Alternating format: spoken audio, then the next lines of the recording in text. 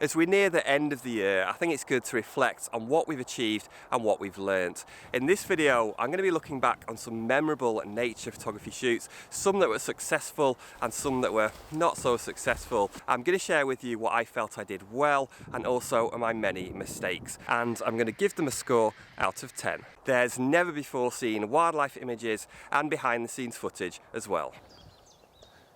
This year I wanted to visit some nature reserves I'd never been to before. In March I visited Bolton-on-Swale Lake in North England. I was determined to go whatever the weather, and the weather, well, it wasn't really too good. I made a bad clothing decision. In particular, I underestimated the biting cold wind. I love my soft shell jacket, something I'd highly recommend, but it's just not for the coldest of conditions. Today I really needed my thicker windproof coat to keep me warm. The cold made it really difficult to concentrate and to stay positive. The photo opportunities weren't great. At the open hide, everything was far away, and at the feeding station there was a lot of messy backgrounds. Add to that the incredibly flat light for the whole day. Is this all sounding familiar to you? With such dull conditions, I tried some panning motion blur of birds in flight with mixed success. What I did enjoy today was listening to the sounds. It's always good to remind yourself of different bird calls. This can really help when you're out and about photographing wildlife. I was listening to oyster catchers, curlews, and the delightful whistle of the widgeon. This was the most entertaining bird of all, flying up in flocks to feed on the grassy bank and then returning to the water. It was a day of ups and downs. I swallowed a fly. Oh, I've got another hide. What? Like I just got a fly in my mouth. And the dead cat on my microphone blew off. But I was pleased with my perseverance to see the session through. And I filmed a rather obese squirrel, which warmed me up a little. I'm going to give this photo shoot a 6.5 out of 10. In May, I stayed local and went out specifically to try the technique of focus bracketing. Now, I'd never ever done this before in the field. I just practiced a little bit at home. I found a suitable subject, which was the fresh leaves of a fern. I loved the way that the tips were still slightly curled up. It was all going fairly well until the sun began to break through. This was a symptom of simply not getting up early enough. I'd chosen a cloudy morning for this shoot, but at this time of year, cloud can quickly burn off and it can become too bright very quickly. This really caused me problems and I had to constantly wait for it to cloud over again. I'd simply been lazy and just hadn't got up as early as I should. There was another problem too. I was starting to get bitten by midges. I'd forgotten to use my insect repellent, which I knew I'd probably need here. Getting bitten on the head by midges after a fresh haircut, it becomes more difficult. The technique worked well and it was very interesting, but I didn't massively enjoy the process. I don't find it massively enjoyable. Faffy. That's the word I'd use to describe it, faffy. I think it's probably not for me. I'd rather do it all in one shot. There were definitely challenges here, but I was pleased with how I used this technique in the field for the first time. And I later took an image that I absolutely loved, which is kind of funny because it was actually focus bracketed. For this spring macro shoot, I'm going to give it a 7 out of 10. Those were two reasonably successful shoots, but sometimes it just doesn't go at all to plan. Not all my photo shoots make it onto YouTube, and that was the case here. I love spring mornings, and again I was staying local. It's April and I'm hoping for some early morning mist and fog. It started out as quite positive, watching some fascinating courtship behaviour from black-headed gulls. I love to photograph behaviour like this of any subject. But then the shoot quickly descended into something of desperation. My mistake was trying to follow the fog. Now I'm going to head in this direction because there's still quite a bit of mist, but as it starts to burn off, I think that's when it's kind of going to go through that transition phase, but hopefully it's going to be just right for photography. Yeah, that's probably not going to work. In trying to find the best section of fog, I ended up with pretty much nothing. But I certainly learned a lesson that day. When it comes to mist and fog, you're often better staying in one place and letting the conditions change around you. Trying to predict how the fog will change just probably isn't that smart. Once the mist was gone, I tried for some flight shots in the hope of saving the day, but I didn't get anything really that special. Everything today was just feeling a bit average. This misty morning shoot, I'm giving a 5 out of 10. Some days are just bad, but I think it's important to show our failures.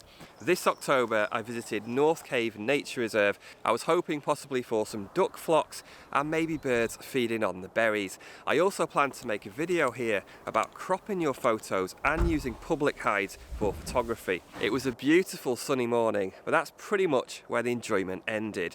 I'd really struggled to sleep the night before. I managed about 3 hours, if that. I felt really bad, and you can probably tell. The first hide was absolutely dead. I don't know if I've ever seen anywhere so quiet. After a while, I moved on, looking forward to shooting some small birds at the feeding station. But when I arrived, there was no feeders. I had tried to find out online if this was the case, but I hadn't managed to find any information. I spent a little time by the new viewing screen, but once again I barely saw anything. Carrying the big lens and tripod was just making me feel worse. It's funny how you don't notice these things so much when everything's going well. The entire morning I took one picture. One of a wood pigeon in Hawthorne. Oh, apart from this little grebe where somehow my shutter speed was 1/50th of a second and my aperture was f10. Should we call it abstract? I don't know. I'm actually starting to like it. Did I also mention that I messed up my vlogging camera settings, so all my video clips had some weird colour cast to them? To be honest, I was just happy to go home. I feel I might be generous giving this session a 3 out of 10. It was just one of those days. Obviously our trips don't always go as planned, but sometimes things can actually end up working better than we even imagined. February I was in a winter wonderland taking dream photos, but it didn't start out that way. I have an ordinary 2-wheel drive car, and whilst I knew there was some snow, I just didn't expect so much. I was determined to reach the Moorland tops as I could see just how amazing the conditions were. The tight snowy bends were a little hairy, but I managed okay. It was when I started to feel the scraping of the bottom of the car on frozen snow that I questioned what I was doing. I just couldn't risk going any further and I had to turn back.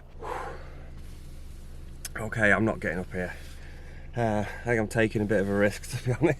Looking back on it, I was fortunate not to be stuck up that hillside. But fate was on my side today, and after a detour I found clear roads and some beautiful grouse. One of my encounters with a male was truly amazing, and without doubt one of the best photo sessions of the entire year. At times I think he may have been talking to me. Come back, come back, come back.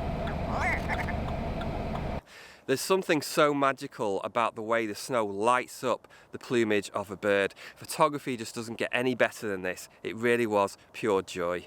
By midday, I needed a break. I'd been fueled by adrenaline. Could do with some coffee. I don't even drink coffee much. The fact that I turned potential disaster into such an enjoyable and successful photo shoot made this a thoroughly rewarding day. I've given this one an 8.5 out of 10. It's May and I'm at RSPB Bempton Cliffs on the Yorkshire coast. I wanted to concentrate on gannets in flight, and boy did today deliver. The strong buffeting wind was absolutely perfect for what I wanted to achieve, and numerous gannets were hanging and hovering by the cliff tops. I took time trying to capture different poses as they adjusted their wings and tail in mid-air. Amazing conditions and really one of the best flight photography sessions I've ever had here. I always want to make the most of the best conditions, so I knew today was going to be a long one.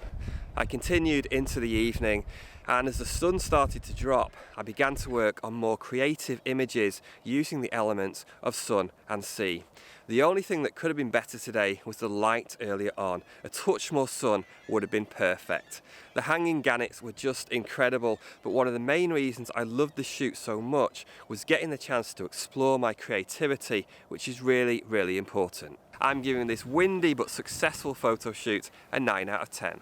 Do let me know if you like this style of video. I've really enjoyed putting this one together, something a bit different for Christmas. I'm going to put a link on the screen to the Red Grouse in Snow vlog, which is absolutely one of my favourites and definitely one of my favourites from this year.